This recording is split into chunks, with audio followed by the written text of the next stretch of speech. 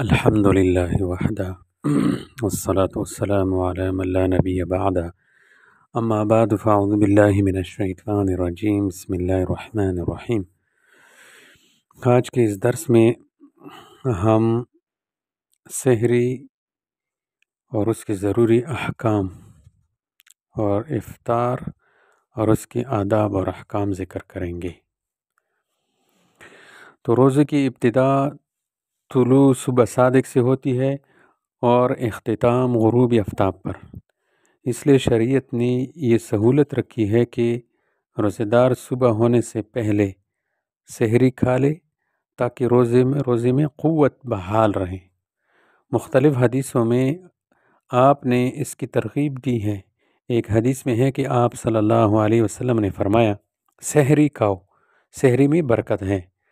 حضرت عمرو بن عاص رضی اللہ تعالیٰ عنہ سے مروی ہے کہ آپ علیہ السلام نے فرمایا، ہمارے اور اہل کتاب کے روزوں کے درمیان سحری یہ فرق ہے بس، چنانچہ سحری کے مستحب ہونے پر امت کا اجماع ہے۔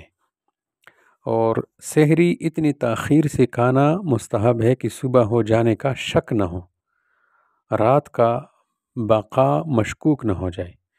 حضرت زید بن ثابت رضی اللہ تعالیٰ عنہ سے مروی ہے کہ ہم لوگ جب رسول اللہ صلی اللہ علیہ وسلم کے ساتھ سحر کرتے تو سحری اور فجر کے اذان کے درمیان 50 آیات کی تلاوت کے بقدر فاصلہ ہوتا تھا۔ عام طور پر اتنی مقدار قرآن 5-6 منٹ میں پڑھا جا سکتا ہے۔ اگر اس خیال سے سحری کالی، یہ ایک مسئلہ ہو گیا آگے، اگر اس خیال سے سحری کالی کہ ابھی صبح نہیں ہوئی حالانکہ صبح ہو چکی تھی تو روزے کی قضا واجب ہوگی، کفارہ واجب نہیں ہوگا۔ اگر شبہ ہو کہ شاید فجر کا وقت ہو گیا ہے تو بہتر ہے کہ کھانا پینا چھوڑ دے، تاہم اگر کھا لے اور صبح ہونے کا یقین نہ ہو تو اس کا پھر روزہ ہو گیا، پھر اس کی قضا کی ضرورت نہیں ہے۔ افطار اور اس کے آداب اور احکام میں چند باتیں ہیں، یہ بھی جو ہے سن لے۔ غروب آفتاب کے ساتھ ہی افطار کرنا مسنون ہے۔ حضرت سہل بن سعد رضی اللہ تعالیٰ عنہ سے مروی ہے کہ رسول پاک صلی اللہ علیہ وسلم نے فرمایا کہ لوگ جب تک افطار میں عجلت جلدی کرتے رہیں گے۔ حضرت عائشہ رضی اللہ تعالیٰ عنہ سے ایک صاحب نے دریافت کیا کہ صحابی رسول حضرت عبداللہ بن مسعود رضی اللہ تعالیٰ عنہ افطار میں عجلت کرتے ہیں، وقت شروع ہونے کے بعد نماز بھی جلدی پڑھتے ہیں، اور حضرت ابو موسیٰ اشعری رضی اللہ تعالیٰ عنہ نماز میں بھی تاخیر کرتے ہیں اور افطار میں بھی۔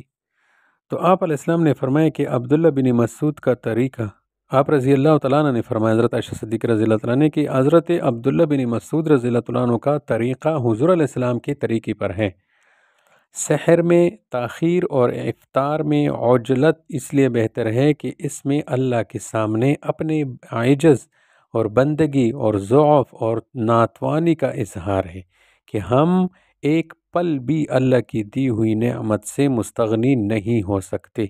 یہ جو کچھ بھوک اور پیاس برداشت کی گئی وہ محض حکم خداوندی کی تعمیل میں ہے، اور جو ہی اللہ کی طرف سے پروانہ اجازت ملا، ایک لمحہ رکنے کی تاب نہیں۔ تاہم افطار کے وقت غروب آفتاب کا یقین ہو جانا ضروری ہے۔ اگر شک ہو تو افطار کرنا جائز نہیں ہے۔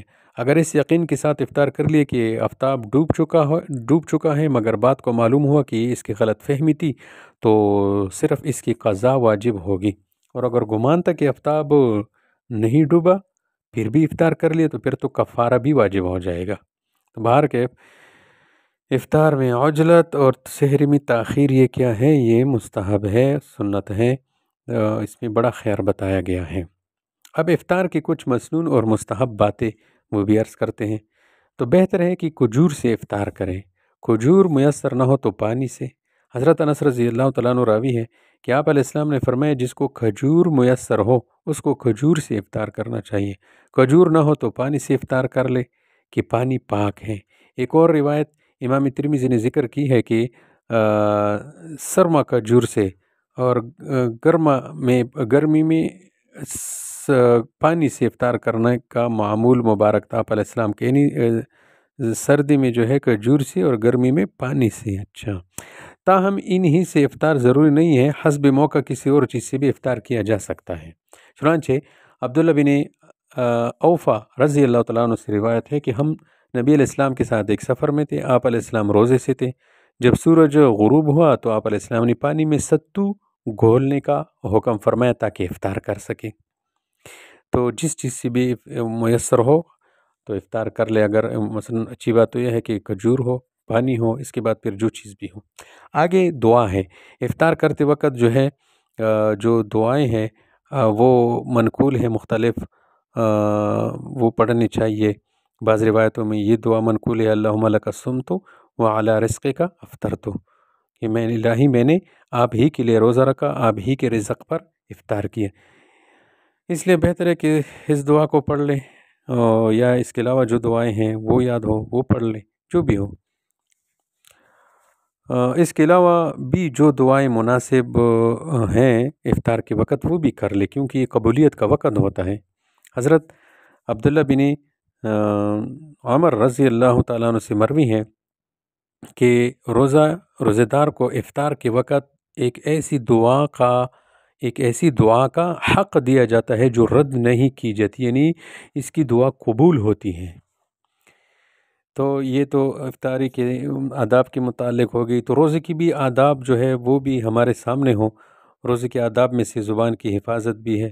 حضرت ابو ہریرہ رضی اللہ تعالیٰ عنہ سے مروی ہے کہ جس نے بری بات کہنا اور اس پر عمل کرنا نہیں چھوڑا تو اللہ کو اس سے کوئی غرض نہیں ہے کہ وہ کھانا پینا چھوڑ دے۔ اس لیے ہماری زبان ہمارے قابو میں ہو، سمجھ آ رہی۔ اور دوسرے روزے داروں کو افطار کرانا بھی روزے کی مسنونات میں سے ہیں۔ حضرت زید بن خالد رضی اللہ تعالیٰ عنہ سے مروی ہے کہ آپ علیہ السلام نے فرمایا، جس نے روزے دار کو افطار کرایا یا اس کو افطار کرنے والے روزے داروں کے برابر، یعنی جس نے روزے دار کو افطار کرایا، جس قسم کو اس کو جو ہے چیزیں میسر ہو، تو اس کو افطار کرنے والے روزہ داروں کے برابر ہی اجر ہوگا، بغیر اس کے کہ ان کے اجر میں کوئی کمی ہو۔ اگر کوئی شخص دوسرے کے یہاں افطار کر لے پھر اس کو دعا بھی دینی چاہیے۔ تو یہ جو ہے روزے کی افطاری اور روزے کی جو ہے سحری اور افطار کی سنن اور مستحبات، اور اس کے ساتھ ساتھ روزے کی کچھ آداب کا بھی ذکر آ گیا۔ انشاءاللہ اگلی دروس میں ہم پھر ذکر کریں گے اعتکاف کے بارے میں، اعتکاف کے فوائد، اس کے فضائل، اس کے حکمتیں اور اس کے مسائل، پھر اس عنوان پر انشاءاللہ بات کریں گے۔ پھر آخری عشرہ ہے، اس میں جو ہے جو یعنی لیلۃ الجائزہ ہے، شب قدر، اس کے متعلق بھی بات کریں گے انشاءاللہ تعالی۔